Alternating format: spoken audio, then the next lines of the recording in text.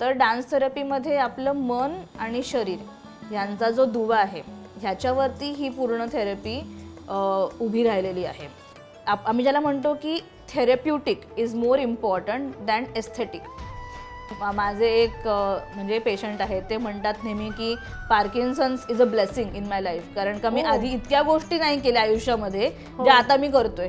So असं नाही की तुम्हाला कुठेतरी आजारच व्हायला पाहिजे डान्स थेरपी घेण्यासाठी. तुम्ही अगदी तुमच्या नॉर्मल डे टू डे लाईफमध्ये सुद्धा डान्स थेरपीचा वापर करू शकता.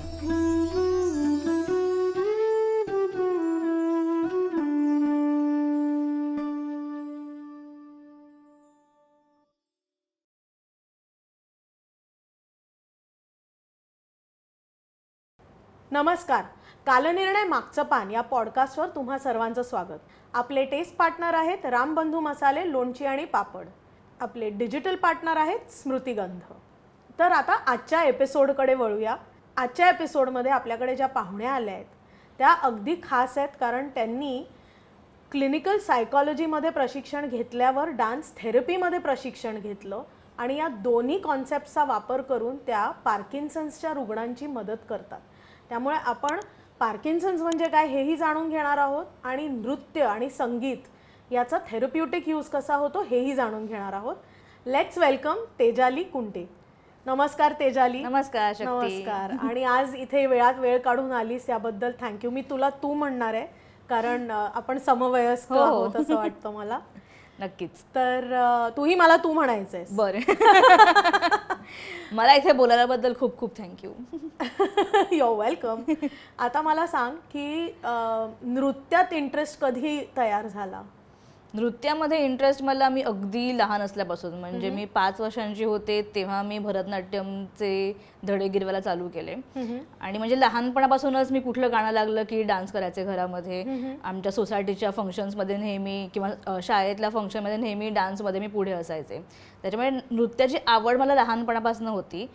पूर्णपणे प्रॉपर शिक्षण माझं सुरू झालं वयाच्या 5व्या वर्षी भरतनाट्यममध्ये. त्यानंतर मी त्याच्यामध्ये विशारद आणि पोस्ट ग्रॅज्युएट डिप्लोमा केला. त्याचबरोबर मी कथ्थकचंही शिक्षण घ्यायला सुरुवात केली, कारण माझ्या आईला आणि मला असं वाटलं की आपल्या शास्त्रीय नृत्याचा पाया भक्कम असणं आवश्यक आहे. आणि मला कथ्थकची लय आणि हे सगळं खूप भावलं. तर भरतनाट्यम बरोबर मी कथ्थक शिकायला सुरुवात केली. ते थोडंसं कठीण होतं पहिले काही वेळ, कारण का दोन्ही नृत्यशैली खूप वेगळी आहेत एकमेकांपासून. हळूहळू मला कथ्थकमध्ये जास्त रस येत गेला आणि मी कथ्थकमध्येच पुढे मग विशारदपर्यंतचं शिक्षण पूर्ण केलं. तर अशी माझी डान्सची सुरुवात झाली. किती छान. आणि मग पुढे जाऊन क्लिनिकल सायकॉलॉजी का निवडलीस? मला असं खूप वाटायचं की आपल्या माणसाचं जे मन असतं ते खूपच युनिक आहे आणि ते एवढं प्रत्येकाचं एवढं वेगळं आहे की ते जाणून घ्यायला खूप मजा येईल. हे एक साधा बेसिक कॉन्सेप्ट होता लहानपणी. पण जेव्हा मी डान्स करायचे मला स्वतःला जाणवायचं की डान्समध्ये लोकांना आनंद येतो, त्याच्याबरोबरीने आपल्यालाही खूप आनंद मिळतो डान्स करत असताना. मग ते स्टेजवरती असू दे किंवा अगदी घरामध्ये असू दे किंवा सोसायटीमध्ये असू दे. तर मला जाणवत गेलं की आपल्याला म्हणजे फक्त एंटरटेनमेंट म्हणून डान्सचा उपयोग करण्यापेक्षा आपण त्याबरोबरीने अजून जर शिक्षण घेतलं सायकॉलॉजीसारख्या विषयामध्ये तर आपण डान्सचा कदाचित लोकांना सुद्धा मदत होईल असा उपयोग करू शकतो. अच्छा, म्हणजे सुरुवातच तुझी डान्स आणि सायकॉलॉजी ह्याच्या एका कोरिलेशनमुळे झाली? काइंड ऑफ असं आपण म्हणू शकतो, कारण मला सायकॉलॉजीमध्ये इंटरेस्ट होता. मी शाळेतच ठरवलं होतं की मला आर्ट्स घ्यायचं आहे आणि सायकॉलॉजीमध्ये मला पुढे शिकायचं आहे. आणि मग डान्स थेरपी हळूहळू मला उमगत गेलं की काय आहे. किती छान. म्हणजे लहानपणा बाळाचे पाय पाळण्यात दिसतात तसे तुझे पाय पाळण्यातच तुडू तुडू नाचत होते. पण मला सांग की मग पार्किन्सन्सच्या रुग्णांसाठी डान्स थेरपी हे कुठून तुला सुचलं? पार्किन्सन्स हा आधी मी थोडक्यात सांगते की पार्किन्सन्स म्हणजे काय. माझा तोच पुढचा प्रश्न असणार होता, पण तू आधी सांग. म्हणजे त्याच्यामुळे आपल्याला कळेल की ह्याच्यामध्ये डान्स थेरपी कशी यूज होते. सो थोडक्यात सांगायचं तर पार्किन्सन्स हा एक मेंदूशी निगडित आजार आहे. आपल्या मेंदूमध्ये बरेच केमिकल्स असतात, त्याच्यापैकी डोपामाइन नावाचं जे एक संप्रेरक असतं त्याची लेवल कमी झाल्यामुळे पार्किन्सनचा आजार होतो. आणि हे डोपामाइन जे असतं ते आपल्या हालचाली आणि आपल्या भावना या दोन्हीवरती नियंत्रण ठेवण्याचं काम करतं. तर पार्किन्सन्सच्या रुग्णांमध्ये तुम्हाला काही मोटर सिम्पटम्स दिसतात जे आपल्या शारीरिक हालचालीशी निगडित आहेत. जसं की आपण त्याला मराठीत कंपवात म्हणतो, तो शब्द आलाय कंपन, ट्रेमर्स ह्याच्यावरनं. पण पार्किन्सन्स फक्त ट्रेमर्स पुरता मर्यादित नाहीये. तर त्याच्यामध्ये कंपनाबरोबर चालण्याची गती बदलणं, तोल जाणं, आपलं पोश्चर आहे ते थोडंसं पुढे झुकल्यासारखं वाटणं किंवा एका साईडला झुकल्यासारखं वाटणं, किंवा आपल्या फेशियल एक्सप्रेशन्स न दिसणं, ते आपला एक स्टिफनेस पण येतो, कडकपणा येतो स्नायूंमध्ये, कारण का डोपामाइनची लेवल कमी झालेली असते. त्याच्यामुळे आपल्या ज्या सहज होणाऱ्या हालचाली आहेत त्या तेवढ्या सहज होत नाहीत पार्किन्सन्समध्ये. तर अशी काही शारीरिक लक्षणं दिसतात ज्याला आपण मोटर सिम्पटम्स म्हणतो. पण त्याचबरोबरीने खूप सारी नॉन मोटर सिम्पटम्स आहेत जे आपल्याला सहजासहजी दिसत नाहीत, पण त्या रुग्णाला ते म्हणजे ते रुग्ण ते एक्सपिरियन्स करत असतात. जसं की डिप्रेशन, नैराश्य, एन्झायटी, काही लोकांना हॅल्युसिनेशन्स, आभास होतात, झोपेच्या तक्रारी असतात, कॉन्स्टिपेशन किंवा लघवीचे प्रॉब्लेम्स असतात. सो अशा बऱ्याच गोष्टी आहेत ज्या दिसत नाहीत बाहेरच्यांना, पण त्याच्यामुळे त्या रुग्णाची जी एक ओव्हरऑल क्वालिटी ऑफ लाईफ आहे ती नक्कीच थोडीशी अफेक्ट होत असते. तर तू म्हणतेस त्याच्यावरनं बऱ्यापैकी अफेक्ट होत असणार, कारण सगळ्याच गोष्टींवरचं तुमचं नियंत्रण हळूहळू सुटतंय. बरोबर. तर पार्किन्सन्समध्ये जेव्हा एक ट्रीटमेंट दिली जाते त्याच्यामध्ये तुमच्या औषधांबरोबरच थेरपीचा खूप मोठा रोल असतो. तर त्याच्यामध्येही मोटर सिम्पटम्स आणि नॉन मोटर सिम्पटम्स म्हणजे शारीरिक आणि मानसिक ह्या दोन्ही सिम्पटम्सकडे लक्ष देणं आवश्यक असतं. तर डान्स थेरपी ही अशी गोष्ट आहे ज्याच्यामध्ये आपण डान्स करतो शरीराने, पण त्याच्याबरोबर शारीरिक आपल्याला जे बेनिफिट्स मिळतात त्याबरोबर आपल्याला मानसिक सुद्धा एक आनंद मिळतो. आपल्याला मनाने आपलं डोपामाइन पण ॲक्च्युली त्याच्यामध्ये रिलीज होतं. सो ब्रेनशी निगडीत सुद्धा खूप चांगले त्याच्यामध्ये इफेक्ट्स मिळतात. तर मी जेव्हा डान्स थेरपीचं शिक्षण घेतलं आणि त्यानंतर मी बघत होते की असं कुठलं पॉप्युलेशन आहे जिथे मला डान्स थेरपी आणि काउन्सिलिंग हे दोन्ही एकत्र करता येईल, तर Parkinson's was the best fit. आणि मी चालू केलं काम करायला आणि मला इतकं आवडत गेलं त्यांच्याबरोबर काम करणं की मग ते पुढे कंटिन्यू झालं. आता 10 वर्ष झाली. आणि 10 वर्ष तेच मी तुला म्हणणार होते, गेली 10 वर्ष तू हे काम करतेस. तर पार्किन्सन्स हा पूर्णपणे मग बरा होत नाही, पण ह्याच्यामुळे ते डिजेनरेशन स्लो डाऊन होतं का नाही डान्स थेरपीमुळे? नक्कीच. पार्किन्सन्स हा थोडा वाढत जाणारा आजार आहे ज्याला आपण न्यूरो डिजेनरेटिव्ह आजार म्हणतो. पण ह्याचा अर्थ हा नाही की ज्याला पूर्णपणे आपण बरं करू शकत नाही, पूर्ण निदान नाही आहे, पण त्याची गती आपण थोडीशी कंट्रोलमध्ये ठेवू शकतो आपलं औषधं आणि थेरपी. आता या थेरपीमध्ये फक्त डान्स थेरपीच नाही तर फिजिओथेरपी, स्पीच थेरपी, काउन्सिलिंग, बरेच वेगवेगळे त्यांचे जे सिम्पटम्स असतात त्याप्रमाणे थेरपी डिझाईन केलेली असते. पण डान्स थेरपीचा नक्कीच खूप मोठा रोल आहे ह्याच्यामध्ये की रुग्णांना आनंदही मिळतो आणि त्यांच्या शारीरिक हालचालीही सुधारायला मदत होते. तर हे दोन्हीवरती एकत्र काम करतं, तर नक्कीच त्याचा फायदा होतो. फॅन्टॅस्टिक. पण मला एक सांग की डान्स थेरपी म्हणजे फक्त त्यांना नाच शिकवतेस की अजून काही? आय एम शुअर अजून काही, पण म्हणजे ते आम्हाला थोडंसं सांग ना. हा प्रश्न विचारल्याबद्दल पहिले थँक्यू, कारण का हा प्रश्न सगळ्यांना पडलेला असतो की डान्स थेरपी म्हणजे तुम्ही नक्की कथ्थक शिकवता की भरतनाट्यम की नक्की कुठला डान्स स्टाईल? तर असं काहीच नाही आहे. डान्स थेरपीमध्ये कुठलाच डान्स स्टाईल आपण शिकवत नाही, कुठलीच नृत्यकला आपण इथे शिकवायची नसते. तर प्रत्येकामध्ये एक उपजात कला असते. कला म्हणण्यापेक्षा आपण आता मी हालचाली करते बोलताना सुद्धा, तर आपण ज्या सहज अगदी स्वाभाविक आपल्या नॅचरल हालचाली होतात त्याच्यातनं आपण काहीतरी व्यक्त करत असतो. तर डान्स थेरपीमध्ये आपलं मन आणि शरीर यांचा जो दुवा आहे ह्याच्यावरती ही पूर्ण थेरपी उभी राहिलेली आहे. जसं की आपल्याला कधी मनामध्ये भीती वाटते तर हे मानसिक लक्षण आहे, पण त्याच्या शरीरामध्ये आपल्याला इफेक्ट दिसतात, जसं की थरथर होणं किंवा घाम फुटणं, हृदयाची धडधड वाढणं, पोटात गोळा येणं, किंवा उलट जर आपल्याला काहीतरी शारीरिक इजा झाली आहे तर आपलं मन लागत नाही काही करण्यामध्ये. तर मन आणि शरीर नेहमी एकत्र जात असतं. तर डान्स थेरपीमध्ये आम्ही ज्याला म्हणतो की therapeutic is more important than aesthetic. So तुम्ही किती छान डान्स करताय, तुम्ही किती उत्तम नर्तक किंवा नर्तिका आहात, हे महत्त्वाचं नाही आहे याच्यामध्ये. तर तुम्ही हे नृत्य किंवा हालचाली हे तुम्ही अभिव्यक्तीसाठी कसं वापरताय, तुम्ही एक्सप्रेस करायला कसं वापरताय, ह्याच्यावरती जास्त भर दिलेला असतो. तर त्यामुळे ह्याच्यामध्ये कुठली डान्स स्टाईल शिकवणं हा उद्देश नसतो. तर रुग्णांकडनं अशा हालचाली करून घेणं ज्या त्यांना नॅचरली स्वाभाविकपणे करता येतील. कुठलीच हालचाल चूक बरोबर चांगली वाईट ह्याच्यामध्ये इथे तोलली जात नाही. तर कारण का बरेचदा असं होतं ना की आपल्याला काही भावना शब्दांमध्ये व्यक्त नाही करता येत काही वेळेला, पण आपण आपल्या हालचालीतून दाखवू शकतो. तर आणि पार्किन्सन्समध्ये हे जास्त मी बघते, कारण का त्यांची वाचेवरती पण त्यांचा परिणाम झालेला असतो. तर बरेचदा ते बोलू शकत नाहीत, पण ते त्यांच्या ॲक्शन्समधनं दाखवतात की त्यांना काय म्हणायचंय. आणि मग ऑब्व्हियसली काउन्सिलिंग सारखं एक थेरपी सेशन त्याच्यामध्ये होतं. पण त्याचा पाया आहे की मन आणि शरीर यांच्यातला जो दुवा आहे तो ह्याचा पाया आहे. किती छान.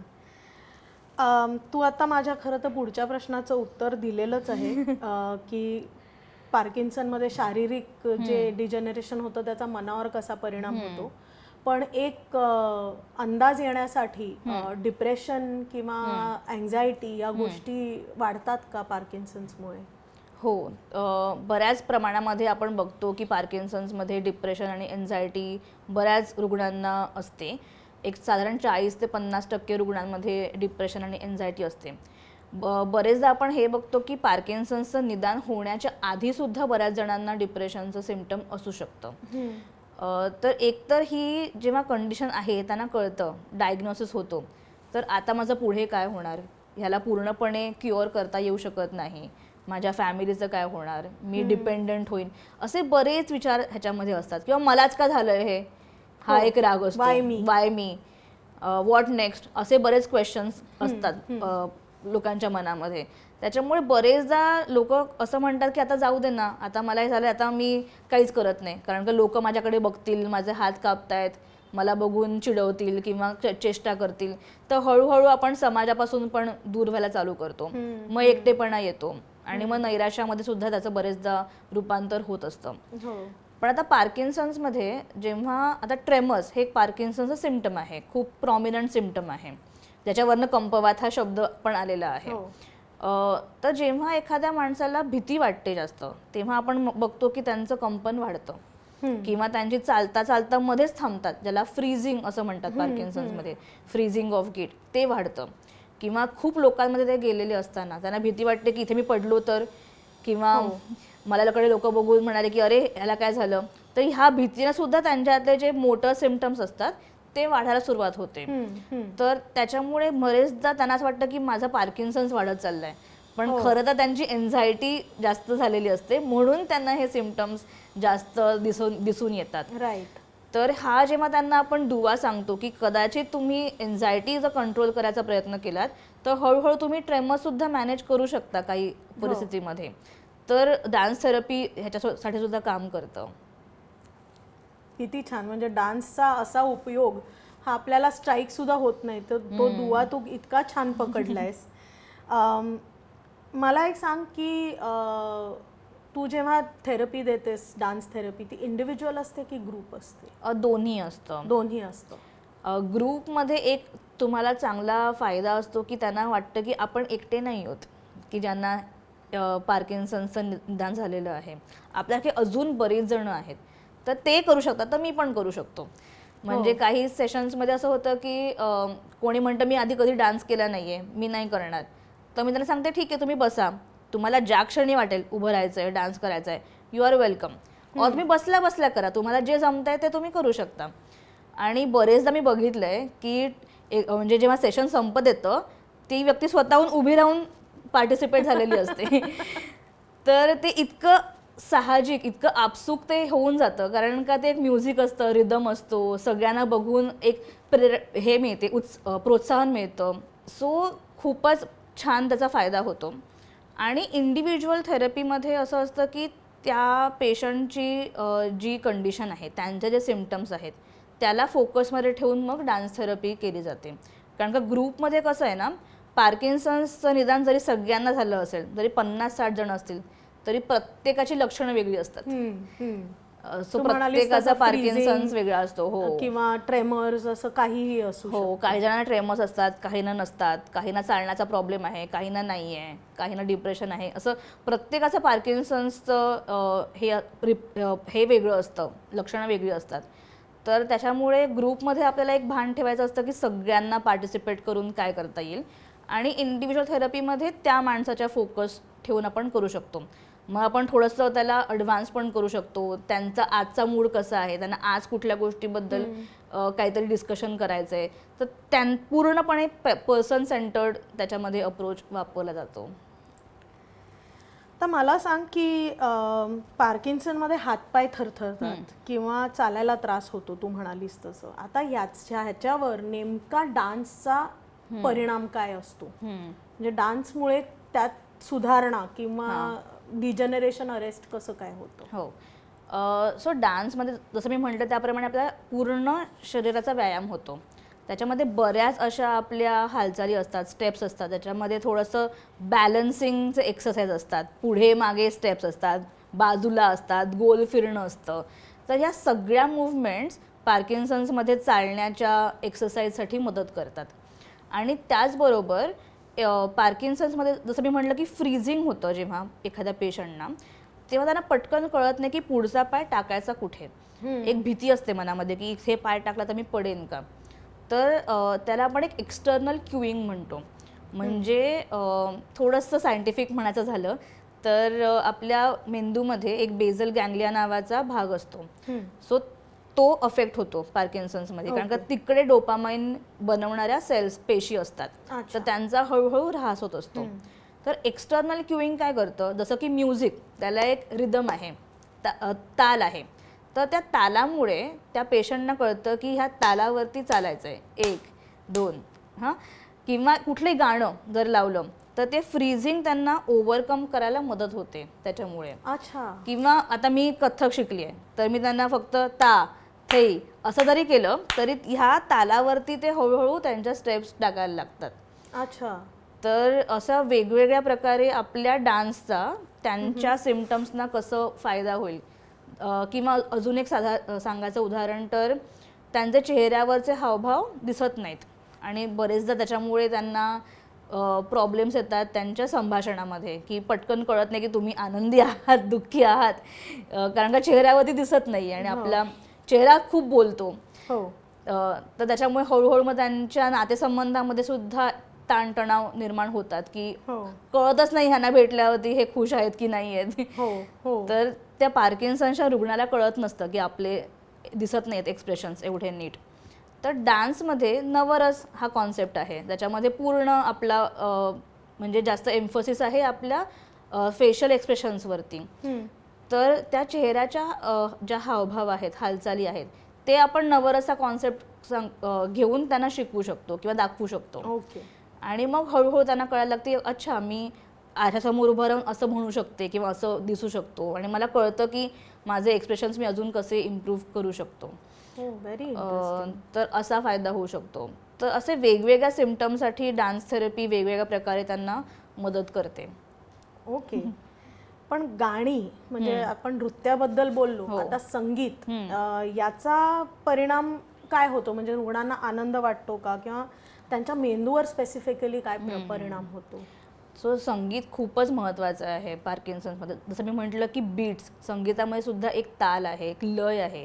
तर पार्किन्सन्समध्ये थोडंसं आपल्या हालचालींना एक लय आणायची गरज असते, की चालताना बरेचदा त्यांचा हात हलत नाही किंवा त्यांची चालण्याची जी गती असते ती थोडीशी आपण म्हणतो बेताल झालेली असते थोडीशी. तर त्याला एक लय आणण्यासाठी सुद्धा संगीत खूप महत्त्वाचं आहे. आता डान्स थेरपीमध्ये जास्त करून आपण इन्स्ट्रुमेंटल म्युझिक वापरतो, बॉलिवूडचं म्युझिक वापरत नाही. त्याचं कारण असं आहे की जर मी बॉलिवूडचं म्युझिक लावलं तर सगळेजण तीच स्टेप करतील जी त्या डान्समध्ये त्यांनी बघितली आहे. मग ते स्वतःचं भावना कशा एक्सप्रेस करतील. ओके. तर ते होण्यासाठी इन्स्ट्रुमेंटल म्युझिक किंवा फक्त तालवाद्य असं जर लावलं, तालवाद्यांचं संगीत, तर त्याच्यातनं त्यांना स्वतःच्या मनाकडे ऐकायला वेळ मिळतो आणि त्याच्यावरती त्यांना रिॲक्ट व्हायला मदत होते. आणि कधी कधी नक्कीच आपण बॉलिवूडचं म्युझिक किंवा मराठी संगीतसुद्धा लावतो, असं नाही की नेहमीच इन्स्ट्रुमेंटल म्युझिक. पण जास्त जसं मी म्हटलं की तो आपला फोकस नाही आहे, की त्यांना एखादं गाणं शिकवणं हा फोकस नाही आहे. It's a bye product. जर आपण थेरपी सेशन्स नंतर, जसं माझ्या बऱ्याच पेशंट्सनी NCPA किंवा बऱ्याच मोठ्या मोठ्या थिएटर्समध्ये परफॉर्म केलेलं आहे, 3,000-4,000 लोकांसमोर, जे त्यांनी आधी कधीच केलं नाही आहे. तर तेव्हा जेव्हा स्टेज परफॉर्मन्स द्यायचा आहे तेव्हा नक्कीच एक कोरिओग्राफी असते, पण त्याच्यामागे उद्देश हाच असतो की त्यांच्या हालचाली किंवा त्यांना मदत कशी होईल या परफॉर्मन्समधनं. आणि नक्कीच कॉन्फिडन्स खूप वाढतो. ज्यांना जे पूर्ण म्हणजे आहेत काही पेशंट्स असे की जे घरातनं बाहेर नाही पडायचे आणि आज त्यांनी NCPA एवढ्या मोठ्या ऑडियन्ससमोर परफॉर्म केलं, तर त्यांना जी ऊर्जा मिळाली ना त्याच्यातनं, ती ऊर्जा नंतर त्यांना वर्षभर पुरते. हो, कारण मानसिक स्वास्थ्य असेल तर एक वेगळाच कॉन्फिडन्स येतो. संगीतामुळे आपल्या जी वाचा म्हटलं की ज्याच्यावरती परिणाम झालेला असतो, तीही सुधारायला मदत होते खूप प्रमाणामध्ये. कारण का संगीतामध्ये आपलं वेगवेगळ्या पीचमध्ये गाणं असतं किंवा आवाज चढउतार असतं, तर ते खूप मदत करतं त्यांना संभाषण सुधारण्यासाठी सुद्धा. पण त्याचबरोबर जसं मी म्हटलं की बेझल गँग्लिया जिथे थोडासा प्रॉब्लेम झालेला असतो, तर संगीत आणि नृत्य असं संशोधनामध्ये दाखवलं आहे की ह्या 2 गोष्टींमुळे तो बेझल गँग्लिया बायपास करून एक आपला मेंदू दुसरा पाथवे यूज करतं. हां, तर त्याच्यामुळे त्यांना ते चालताना मदत होते, जे नॉर्मली ते चालू शकत नाहीत, पण संगीत आणि नृत्याच्या आधाराने ते क्युईंगमुळे ते चालू शकतात जास्त चांगल्या प्रकारे. तर आपल्या म्हणजे ब्रेन स्टडीजने सुद्धा हे सिद्ध केलेलं आहे की त्याचा फायदा होतो. म्हणजे बेसिक न्यूरोलॉजिकल लेवलवरती संगीताचा फायदा होतो. हे अप्रतिम आहे. आणि आपलं डोपामाइन, ऑक्सिटॉसिन, सेरोटोनिन हे जे सगळे हॅपी हॉर्मोन्स आहेत तेही रिलीज होतात. अच्छा, संगीत ऐकलं पाहिजे. नक्कीच. मला एक सांग की तू म्हणालीस आता की इंडिव्हिज्युअल थेरपी आणि ग्रुप थेरपी दोन्ही करतो आणि तेव्हा इतरांना नाचताना पाहून, नृत्य करताना पाहून तुम्हाला प्रोत्साहन मिळतं. तर मला सांग की पार्किन्सनच्या रुग्णांचा एकटेपणा जो आहे किंवा जे नैराश्य आहे ते ग्रुप थेरपीमुळे कमी होतं का? हो, अर्थात. मी हे अगदी 100% सांगू शकते, कारण का मी असे बरेच जण बघितलेले आहेत की त्यांना वाटायचं की नको नको मी नाही येत ग्रुपमध्ये, मला आता बाहेर जायची लाज वाटते. तर त्यांना आपण एनकरेज जर केलं की तुम्ही एकदा येऊन बघा, आणि नंतर हे मेंबर्स अजून वेगळ्या मेंबर्सना घेऊन येतात की इथे या, हा ग्रुप जॉईन करा, कारण का तुम्हाला कळेल की तुम्ही एकटे नाही आहात. म्हणजे हा एक सपोर्ट ग्रुपच आहे आणि इथे म्युच्युअल सपोर्ट आहे. तुम्ही मला सपोर्ट देता आणि मी पण तुम्हाला सपोर्ट देते, आणि मोटिवेशन नक्कीच. आणि मग आपण त्यांना दे बिकम ब्रँड अँबॅसेडर्स, की आता अजून लोकांना ते घेऊन येतात त्या ग्रुपमध्ये. तर त्यांचा कॉन्फिडन्स असा वाढत जातो हळूहळू. पण ह्याच्यामध्ये मी हे पण म्हणेन की त्यांच्या कुटुंबाचा सुद्धा एक मोठा सहभाग असतो. जर कुटुंबाने त्यांना साथ दिली आणि सांगितलं की हे आपण सगळे मिळून मॅनेज करूया, तर त्यांचा एकटेपणा कमी व्हायला मदत होते. म्हणजे असं नाही की फक्त पार्किन्सन्सच्याच ग्रुपमध्ये, सपोर्ट ग्रुपमध्ये त्यांना यायला पाहिजे, पण त्यांचे फॅमिली असतील किंवा त्यांचे नातेवाईक, त्यांचे मित्रमंडळी किंवा एखादा ज्येष्ठ नागरिक संघ असेल, अशा वेगवेगळ्या ठिकाणी सुद्धा जाऊन ते त्यांचा कॉन्फिडन्स घेऊ शकतात परत आणि एकटेपणा कमी करू शकतात. खूप छान. डान्स करता येत नसलेल्या किंवा लाजणाऱ्या व्यक्तीला तुम्ही या थेरपीबद्दल सांगून कसं तयार करता? कारण आता तू म्हणालीस की आम्हाला नाचता येत नाही, आम्हाला लाज वाटते, मग त्यांना तू कसं तयार करतेस? आपल्या मनामध्ये खूप न्यूनगंड असतो की मी कशी दिसेन डान्स करताना, किंवा मी कधीच नाही केलंय तर हे माझ्यासाठी नाहीच आहे, किंवा ह्याने काय फायदा होणार आहे पार्किन्सन्समध्ये, असंही एक बऱ्याच जणांचा काय म्हणतो आपण ग्रह असतो. पण जेव्हा त्यांना आपण सांगतो की इथे काहीच चूक बरोबर नाही आहे, इथे तुम्हाला डान्स शिकवणारच नाही आहे, इथे फक्त हालचाली आपण महत्त्वाच्या आहेत तुमची, त्याला डान्स मूव्हमेंट थेरपी असंच म्हटलं जातं. सो याच्यामध्ये डान्स आणि मूव्हमेंट दोन्ही महत्त्वाचं आहे. तर तुम्ही जसं म्हटलं त्याप्रमाणे की तुम्हाला जेवढं जमतंय तेवढं करा. अगदी तुम्ही बसल्या बसल्या फक्त पाय असा असा हलवलात, हात असा असा केला, तरी तोही डान्स आपण मानू शकतो. किंवा कारण का तुम्ही तालावरती हालचाल करताय. आणि जसं म्हटलं त्याप्रमाणे की कुणालाच फोर्स करत नाही की तुम्ही ह्याच्यात यायलाच पाहिजे. तुम्ही बसा, बघा, तुम्हाला वाटलं तर 2 स्टेप्स करा सगळ्यांबरोबर.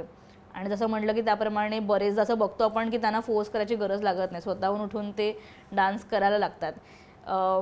पण ज्या लाजऱ्या व्यक्ती आहेत, आता काही जण असतात जे व्हीलचेअरवरती सुद्धा असतात, हो.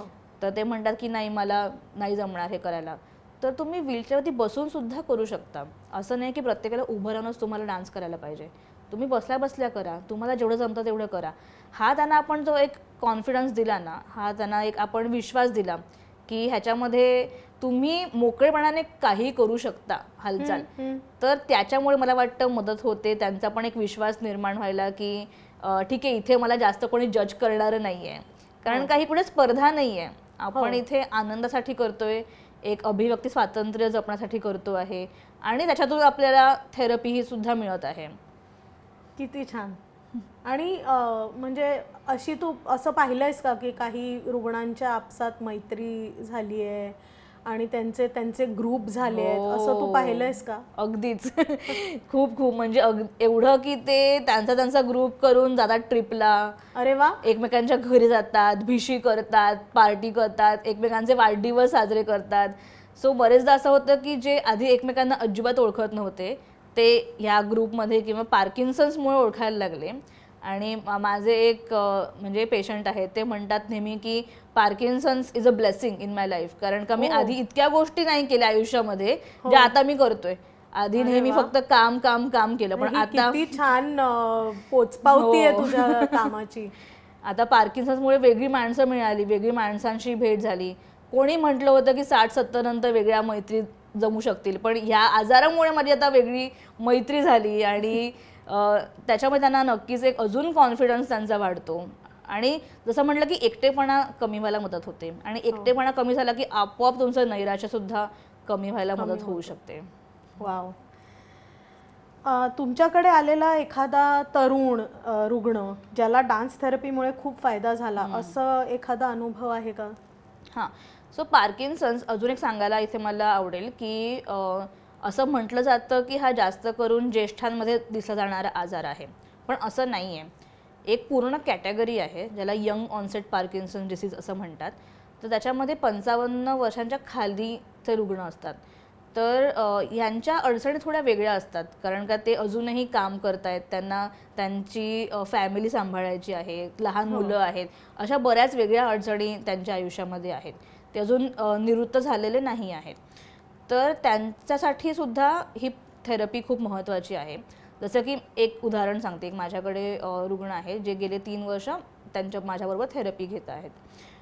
तर त्यांना जेव्हा झाला पार्किन्सन्स तेव्हा ते 50 वर्षांचे होते आणि त्यांच्या वडिलांना सुद्धा होता. सो त्यांनी बघितलं होतं की काय होऊ शकतं. सो त्यांना ते मान्यच करायला तयार नव्हते की मला हे झालंय, की मी एवढं सगळं फिटनेस डिनायल मूडमध्ये होते, किंवा असा एक ग्रह होता की मी 1 वर्षात बरा करून दाखवतो पार्किन्सन्स.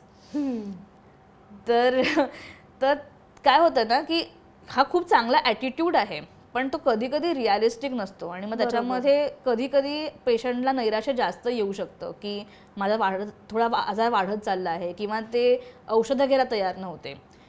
तर डान्स थेरपीच्या सेशन्समुळे त्यांना एक अवेअरनेस आला त्यांच्या बॉडीबद्दल, त्यांच्या भावनांबद्दल, आणि त्यांना म्हणजे या थेरपीमधनं ते हळूहळू ॲक्सेप्ट करत गेले. आणि आज ते म्हणतात की अवेअरनेस, ॲक्सेप्टन्स आणि आता एम्पॉवरमेंट अशी माझी जर्नी झालेली आहे. वाव. ते आज गिरगावामध्ये ढोल पथकामध्ये पार्टिसिपेट करतात, प्रत्येक वर्षी गुढीपाडव्याला ढोल वाजवतात, म्युझिकचा ग्रुप जॉईन केला आहे, माझ्याबरोबर डान्स थेरपी करतात, त्यांचा स्वतःचा बिझनेस सांभाळतात. असं त्यांनी, जसं मी म्हटलं की त्यांच्यासाठी ते म्हणतात की it's a blessing for me, कारण मी आत्ता ते आहेत अराउंड 53-54, पण त्यांचं आयुष्य त्यांनी खूपच चांगल्या प्रकारे आता डेव्हलप केलेलं आहे, कारण का त्यांना ह्या थेरपीमधनं एक काउन्सिलिंग आणि ह्याच्यामधनं ॲक्सेप्टन्ससाठी मदत झाली. हो, म्हणजे पार्किन्सन्सचा डायग्नोसिस हा एक तुमच्या आयुष्याचा फुल स्टॉप किंवा कॉमा नाही आहे, पण तुमच्या आयुष्याची फक्त दिशा बदलू शकते. अगदी हे किती महत्त्वाचं आहे रुग्णांना हे समजणं. आता मला एक उदाहरण दे की तू डान्स थेरपीमध्ये कसं इनिशिएट करतेस किंवा डान्स थेरपीचा वापर कशा प्रकारे करतेस. ओके. सो डान्स थेरपीचं सेशन जे असतं ना ते साधारण एक 4 भागांमध्ये विभागलेलं असतं. तर सुरुवातीला थोडा वॉर्मअप असतो, कारण का आपण कुठून कुठून वेगवेगळ्या विचारांमधनं त्या सेशनमध्ये येत असतो. तर बॉडीला थोडंसं हलकं करण्यासाठी पुन्हा एक थोडंसं मूव्हमेंटसाठी मदत करण्यासाठी वॉर्मअप असतो. तर हा वॉर्मअपसुद्धा असा असतो की ज्याच्यामध्ये असं नाही की मी शिकवेन तेच तुम्ही व्यायाम करा. हां. कधी कधी तुम्ही फ्री मुवमेंट्स करा, कधी आपण त्याच्यामध्ये काही प्रॉप्स पण यूज करतो, रिबेन्स असतात, फुगे असतात. तर ह्या प्रॉपमुळे पण एक आपल्या बॉडीला मूव्हमेंट करायला मजा येते आणि त्या प्रॉपचा वापर आपण आपल्या थेरपीमध्ये वेगवेगळ्या उद्देशांसाठी करत असतो. नंतर एक भाग असतो ज्याला आपण म्हणतो थिमॅटिक डेव्हलपमेंट, ज्याच्यामध्ये मेन तुमची थीम काय आहे त्या सेशनची. जसं काही जणांसाठी असतं की मला काहीच करावं असं वाटत नाही आहे, डिप्रेशन आहे, किंवा मला खूप भीती वाटते बोलण्याची लोकांसमोर, असा वेगवेगळ्या, किंवा मला ट्रेमर्स खूप आहेत. तर शारीरिक आणि मानसिक त्यांच्या जे काही अडचणी आहेत तो फोकस ठेवला जातो सेकंड पार्टमध्ये, जो साधारण 30-35 मिनिटाचा हा पार्ट असतो, ज्याच्यामध्ये वेगवेगळ्या ॲक्टिव्हिटीजमधनं, वेगवेगळ्या एक्सरसाइजेसमधनं त्यांना डान्सच्या माध्यमातून ह्या सगळ्या गोष्टी व्यक्त होण्यासाठी मदत केली जाते. हां, आणि त्याच्यानंतर काउन्सिलिंग असतं. जसं मी सायकोलॉजिस्ट म्हणून काउन्सिलिंग करते, तसं एक काउन्सिलिंगचा भाग असतो, ज्याच्यामध्ये आता तुम्ही जे हालचाली केल्यात त्याच्यातून ते करताना तुम्हाला शरीरामध्ये काय जाणवत होतं, मनामध्ये कुठले विचार येत होते, डोक्यामध्ये काय चाललं होतं, आता त्याच्याबद्दल बोलूया. कारण का जेव्हा आपण डान्स करतो तेव्हा आपलं लॉजिकल ब्रेन थोडंसं शांत असतं आणि आपलं आर्टिस्टिक ब्रेन थोडंसं जास्त ॲक्टिव्ह असतं. तर त्याच्यामधनं आपण अशा विचारांना किंवा अशा भावनांना सुद्धा हात घालतो ज्या आपण कदाचित सप्रेस करत असतो बरेच वेळ. वाव. हां, तर ह्या भावनाही बाहेर येतात त्याच्यामधनं. आणि मग त्या काउन्सिलिंग सेशननंतर एक कूल डाऊन रिलॅक्सेशन असतं, की आता तुम्ही ह्या सेशनमधून बाहेर पडतात तर ह्याच्यातनं तुम्ही स्ट्रेचिंग असतं किंवा काही वेगळ्या प्रकारचं मेडिटेशन असतं, की how you want to transition. ह्या सेशनमधनं तुम्ही आता बाहेर पडाल तर तुम्ही काय घेऊन बाहेर पडणार आहात, ह्याच्यामधनं कुठली ऊर्जा तुम्ही इकडनं घेऊन बाहेर पडणार आहात. तर साधारण एक असं सेशन दिसतं डान्स थेरपीचं. किती छान. म्हणजे मला एक सांगा की इतर मेंटल हेल्थच्या ज्या आपल्याकडे आता डिप्रेशन बऱ्यापैकी कॉमन आहे, अँझायटी ही लहान मुलांपासून आपल्याकडे वृद्ध मंडळींमध्ये दिसून येते, तर डान्स थेरपीचा उपयोग या इतर आजारांसाठी होऊ शकतो का? नक्कीच. डान्स थेरपीचा उपयोग सगळ्याच आजारांसाठीच नाही तर सर्वसामान्य माणसांसाठी सुद्धा होतो. कारण जसं की आता कॉर्पोरेटमध्ये म्हणजे ऑफिसेसमध्ये टीम बिल्डिंग, स्ट्रेस मॅनेजमेंट ह्या सगळ्या गोष्टींसाठी सुद्धा डान्स थेरपी वापरली जाते. किंवा शाळेतल्या मुलांमध्ये त्यांची एकाग्रता वाढवण्यासाठी, त्यांचा स्ट्रेस कमी करण्यासाठी सुद्धा वापरली जाते. सो असं नाही की तुम्हाला कुठेतरी आजारच व्हायला पाहिजे डान्स थेरपी घेण्यासाठी. तुम्ही अगदी तुमच्या नॉर्मल डे टू डे लाईफमध्ये सुद्धा डान्स थेरपीचा वापर करू शकता. कारण का आपण जसं बघितलं तर माणसाची सगळ्यात पहिली भाषा कुठली आहे तर हालचाल आहे. अगदी पोटामध्ये असल्यापासून फक्त हालचालींनीच आपण कम्युनिकेट केलेलं आहे. खूप नंतर 1-2 वर्षाच्या झाल्यानंतर आपण बोलून कम्युनिकेट करायला लागतो. तर पण जसे आपण हळूहळू मोठे होतो तसं तसं आपलं जे कनेक्शन आहे या भाषेबरोबरचं ते तुटत जातं. म्हणजे शब्द येतात, हालचाल सुटत जाते. तर ह्या थेरपीमध्ये प्रयत्न हा असतो की परत तुम्ही ती हालचाल आणि तुमच्या जे मूव्हमेंट आहेत ते वापरा तुमच्या भावना व्यक्त करण्यासाठी. आणि त्याच्यामुळे खूप नॉन जजमेंटल स्पेस क्रिएट झालेली असते सेशन्समध्ये. मला सांगा, आता आपण पुन्हा पार्किन्सनच्या रुग्णांकडे येऊ. घरातल्या घरात म्हणजे ज्यांना समजा आता शक्य नसेल डान्स थेरपीसाठी येणं, किंवा जे आपले प्रेक्षक मुंबईत नाही आहेत, बाहेरून पाहतायत, तर त्यांनी घरातल्या घरात आनंदी राहण्यासाठी काय करावं? खूप चांगला प्रश्न आहे. कारण का बऱ्याच सगळ्यांना वाटतं की मी बाहेर पडलो तरच मी काहीतरी थेरपी घेऊ शकेन, पण आता मी घरात आहे तर मी काहीच करू शकणार नाही. असं नक्कीच नाही आहे. तुम्ही घरामध्ये राहून सुद्धा खूप चांगल्या प्रकारे तुमचं पार्किन्सन्सची काळजी घेऊ शकता. जसं की 4-5 गोष्टी महत्त्वाच्या आहेत. त्याच्यात तुमची शारीरिक हालचाल होणं महत्त्वाचं आहे, तुमचं कुठल्या ना कुठल्या प्रकारे मेंदूचा व्यायाम होणं महत्त्वाचं आहे, तुमचं आहार चांगला असणं महत्त्वाचं आहे, झोप चांगली होणं महत्त्वाचं आहे. आणि तुम्हाला एक चांगला सपोर्ट असणं. मग तो तुम्ही अगदी फोन करून एखाद्या मित्राशी बोललात तरी चालेल, पण कुठला तरी एक कनेक्शन राहणं महत्त्वाचं आहे, ज्यामुळे तुम्हाला एकटेपणा वाटणार नाही. कारण का त्याच्यामुळे तुम्हाला एक मोटिवेशन मिळतं. नाहीतर आता माझ्या आयुष्यामध्ये काही उरलंच नाहीये असं नको वाटायला, नैराश्य. हो. तर घरामध्ये बसून सुद्धा तुम्ही आजकाल तर इंटरनेटमुळे यूट्यूब आणि सगळ्या ठिकाणी तुम्हाला असंख्य व्हिडिओजही मिळतील. त्याचप्रमाणे ऑनलाईन सेशन्स तुम्ही अटेंड करू शकता. मी ऑनलाईन सेशन सुद्धा घेते. अच्छा. ज्याच्यामध्ये जगभरातले वेगवेगळ्या ठिकाणचे रुग्ण जॉईन होतात.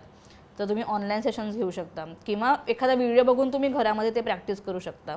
आणि सगळ्यात महत्त्वाचं आहे म्हणजे पार्किन्सन झालाय म्हणून कुठली गोष्ट थांबवू नका करण्याची. तुम्हाला जी आवड आहे ती जोपासा. भले त्यामुळे तुम्हाला थोडंसं वेगळ्या प्रकारे करावे लागेल. जसं की तुम्हाला आता बाहेर पडून काहीतरी करता येत नाहीये, तर त्याचा ऑल्टरनेटिव्ह शोधा की घरी बसून मी काय करू शकते. मग त्या गोष्टीबद्दल वाचन असेल, त्या गोष्टीबद्दल लोकांशी बोलणं असेल, तर तुमचा जो छंद आहे तो तुम्ही नक्कीच कंटिन्यू करा. असं नाही की डान्स थेरपीच करायला पाहिजे. तुम्हाला जर म्युझिक आवडतं ते करा, तुम्हाला पेंटिंग आवडतं ते करा. त्याच्यामध्ये हे बघू नका की किती छान होते, आधीसारखं होत नाहीये, हे विचार मनामध्ये आणू नका. ती प्रोसेस एन्जॉय करा. प्रॉडक्ट नंतर येईल. तर मगाशी बोलतानाही तू म्हणालीस की घरच्यांचा सपोर्ट हे फार महत्वाचं आहे. तर पार्किन्सनचे जे रुग्ण आहेत आणि त्यांच्या घरच्यांसाठी एक काही निरोप जर द्यायचा असेल, महत्वाचं काय सांगायचं असेल, तर ते तू काय सांगशील? सो घरच्यांचा सपोर्ट खूप महत्त्वाचा आहे. पण ह्याचबरोबर घरचे जे लोक आहेत ज्याला आपण केअरगिव्हर म्हणतो, त्याने स्वतःची काळजी घेणं सुद्धा महत्त्वाचं आहे. तर मला सगळ्या केअरगिव्हर्सना एक निरोप नक्की सांगायचा आहे की रुग्णाची काळजी घेताना स्वतःची काळजी घ्यायला विसरू नका. ऑक्सिजन येस आधी लावा. नक्कीच. कारण का बर्डन खूप होतं एखाद्या केअरगिव्हरला. कारण का एखाद्या अशा आजाराचं निदान जेव्हा घरामध्ये होतं तेव्हा ती व्यक्ती केंद्रबिंदू बनते. त्याच्याच अराउंड सगळ्या गोष्टी प्लॅन केल्या जातात. आणि मग जर तुम्ही तुमच्या आरोग्याची काळजी नाही घेतलीत तर तुम्ही एखाद्या दुसऱ्या माणसाची काळजी तितक्या चांगल्या प्रकारे घेऊ शकणार नाहीत इन द लाँग रन. कारण का हा आजार थोडा वाढत जाणारा आहे अनफॉर्च्युनेटली. तर ह्याच्यामध्ये तुम्ही स्वतःचं स्वास्थ्य जपणं सुद्धा खूप महत्त्वाचं आहे. आणि त्याचबरोबरीने जसं मी म्हटलं त्याप्रमाणे कुठलीही गोष्ट थांबवू नका. आणि रुग्णांना मदत करा पण त्यांना स्वावलंबी राहू द्या. म्हणजे बरेचदा असं होतं की आता तुम्ही काही करू नका घरामध्ये, तुम्ही बसून राहा, तर त्यांचा कॉन्फिडन्स कमी होतो ह्याच्यामुळे. जर त्यांना एखादी गोष्ट जमते करायला, जसं की उभं राहणं, चालणं घरातल्या घरामध्ये त्यांना जमतंय, तर त्यांना करू द्या. तुम्ही त्यांच्या बरोबर राहा, साथ द्यायला, सपोर्ट करायला. पण असं नका करू की आता प्रत्येक गोष्ट तुमच्या हातात आणून देणार. त्याच्यामुळे कसं आहे की ते आपल्या इंजिन सारखं आहे, ते हळूहळू निकामी होत जातं आपलं शरीर आणि आपला मेंदू सुद्धा.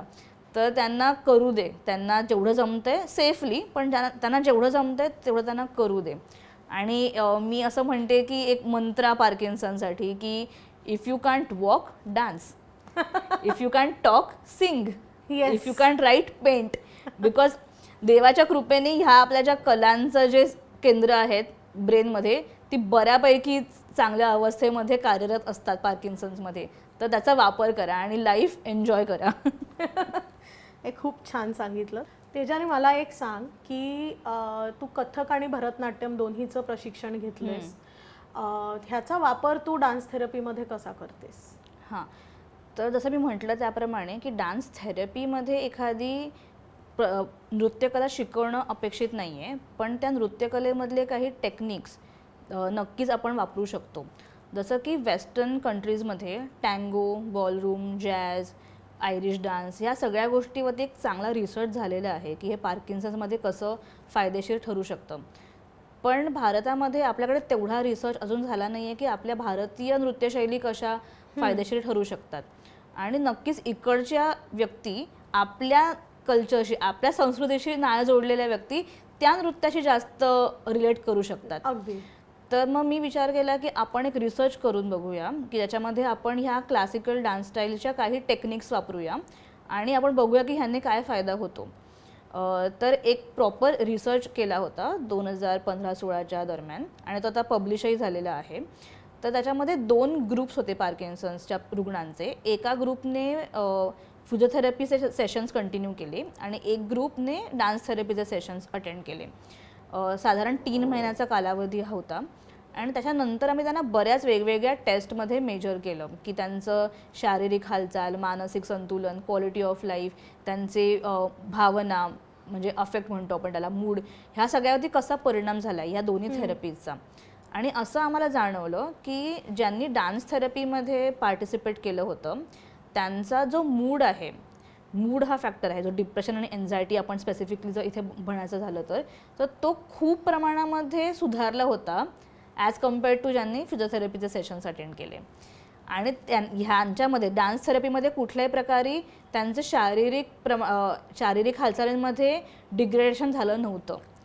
म्हणजे ह्याच्यातनं हे सिद्ध झालं की डान्स थेरपी एक ॲडिशनल बेनिफिट तुम्हाला देते, इन ॲडिशन टू तुमचे शारीरिक तुम्हाला जो फायदा मिळतो त्याबरोबर तुम्हाला मानसिक फायदासुद्धा त्याच्यातून जास्त मिळतो. आणि ह्याच्यामध्ये मी कसं केलं होतं की आपले ज्या भारतीय नृत्यशैली आहेत, भरतनाट्यम, कथ्थक, ह्यांचं जसं मी म्हटलं त्याप्रमाणे बेसिक काही गोष्टी वापरल्या होत्या की त्याच्यामध्ये जे ताल वापरला जातो तो चालण्यासाठी, किंवा त्याच्यामध्ये नवरस हा कॉन्सेप्ट आहे तो त्यांच्या चेहऱ्याच्या हालचाली किंवा चेहऱ्याचे हावभाव सुधारण्यासाठी, किंवा हस्तमुद्रा ज्या असतात डान्समध्ये तर ते एक सिम्बल्सने आपण कम्युनिकेट करायला, आणि ज्यांना ट्रेमर्स असतात, कंपन असतात, तर त्यांना ते करणं खूप कठीण असतं.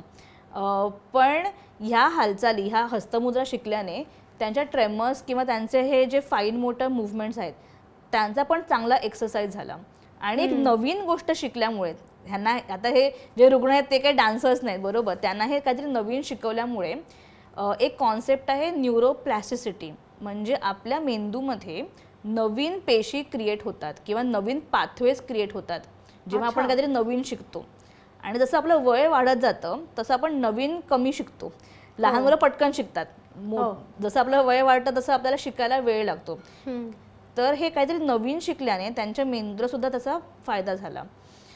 आणि त्याचबरोबर काही फोक डान्स स्टाईल्स जसं की गरबा आहे किंवा बांबू डान्स आहे.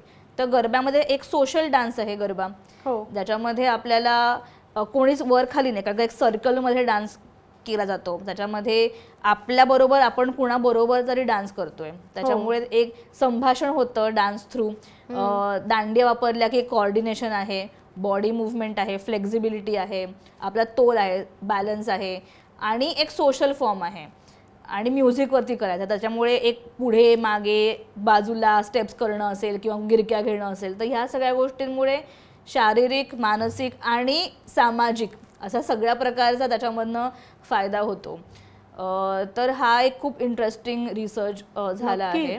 हा कोणी केला रिसर्च? हा मी स्वतः केलास? वाव. आणि तो पब्लिश झालाय? पब्लिश. कॉंग्रॅच्युलेशन्स. थँक्यू. त्यामुळे तुझं हे जे कथ्थक आणि भरतनाट्यमचा जो तू वापर केलास त्याचप्रमाणे मला एखादी केस स्टडी सांगशील का की ज्याच्यामध्ये या प्रत्येक गोष्टीचा, म्हणजे या नृत्यात पुढे कोणीतरी गेलंय का? म्हणजे मला आता कथ्थक शिकायची इच्छा होते असं कोणी म्हणतं का? 2 सांगेन मी. एक आहे ज्या स्वतः डान्सर आहेत ऑलरेडी, पण त्याने डान्स करणं सोडलं होतं पार्किन्सन झाल्यानंतर, आणि डान्स थेरपीच्या सेशनमुळे त्यांना एक कॉन्फिडन्स मिळाला की मी परत डान्स करू शकते. जसा मी आधी करायचे कदाचित तसा नाही करू शकणार मी डान्स, पण म्हणजे मी डान्सच करू शकणार नाही असं नाही आहे. तर माझी जी हॉबी आहे त्याच्यापासून मला दूर राहायची गरज नाही, आणि आज त्या परत परफॉर्म करायला लागल्या आहेत. ओ वाव. सो त्यांच्यामध्ये त्यांना खूपच ह्याने आनंद वाटतोय, आणि त्यांच्या पूर्ण फॅमिलीला सुद्धा, की म्हणजे त्यांनी पार्किन्सन झाल्यानंतर ठरवलं की आता मी काहीच करणार नाही, आणि आता त्या परत परफॉर्म करायला लागले आहेत. आणि एक आहे जे नाही यायचे डान्स थेरपी सेशन्समध्ये, की नाही हे बसूनच राहायचे, आणि मग ते उभे राहून डान्स करायला लागले. त्यांनी 3-4 हजार लोकांसमोर परफॉर्म केलं, आणि आता दरवर्षी ते विचारतात की पुढचा परफॉर्मन्स कधी आहे. तर म्हणजे बऱ्याच अशा केसेस आहेत ऍक्च्युली की, आणि 10 वर्ष तू करतेस म्हणजे तुझ्याकडे असंख्य अशा केसेस असतील. पण हे तू काम करतेस ते इतकं महत्वाचं आहे, आणि तू त्याबद्दल आमच्यावर शेअर केलंस याबद्दल थँक्यू. आता आपण एक क्विक फायर करणार आहोत. तर मी पटकन काही प्रश्न विचारते आणि त्याची तू पटकन उत्तरं द्यायची. ओके. पार्किन्सन म्हणजे नेमकं काय? मेंदूचा आजार. डान्स थेरपी म्हणजे नुसता डान्स की थेरपी सुद्धा? थेरपी. पार्किन्सन फक्त शरीरावर परिणाम करतो की मनावर सुद्धा? दोघांवर. क्लिनिकल सायकोलॉजिस्ट असूनही तुम्ही डान्स थेरपी का वापरता?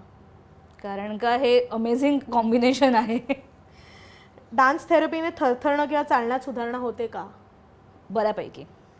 गाणी ऐकून किंवा डान्स करून आनंद वाटतो का? नक्कीच. थेरपीमुळे नैराश्य आणि एकटेपण कमी होतं का? अर्थात. थँक्यू सो मच तेजाली, तू आज इतकं वेळात वेळ काढून आलीस आणि हा इतका महत्त्वाचा विषय आम्हाला इतका छानपैकी समजावून सांगितलास, त्याबद्दल तुला थोडंसं काहीतरी द्यायचं. अरे बापरे. तेजाली आपले टेस्ट पार्टनर आहेत रामबंधू मसाले, लोणची आणि पापड. त्यांच्याकडनं तुला ही छोटीशी भेट. अरे वा, थँक्यू. खूप आणि आज तू आलीस त्याबद्दल खरंच खूप धन्यवाद. कालनिर्णय मागचं पान या पॉडकास्टमध्ये अशाच अनेक इंटरेस्टिंग विषयांमध्ये आणि चर्चांमध्ये आपण एकत्र रंगूया. त्यासाठी प्लीज आम्हाला सबस्क्राईब करा. एपिसोड कसा वाटला आम्हाला कॉमेंट्समध्ये नक्की सांगा. आणि आवडला असेल तर तो तुमच्या सगळ्या मित्रमैत्रिणींबरोबर शेअर जरूर करा. आणि असेच आमच्याबरोबर जोडलेले राहा. आमचे डिजिटल पार्टनर आहेत स्मृतिगंध. आता असेच भेटू पुढच्या एपिसोडमध्ये. तोपर्यंत नमस्कार.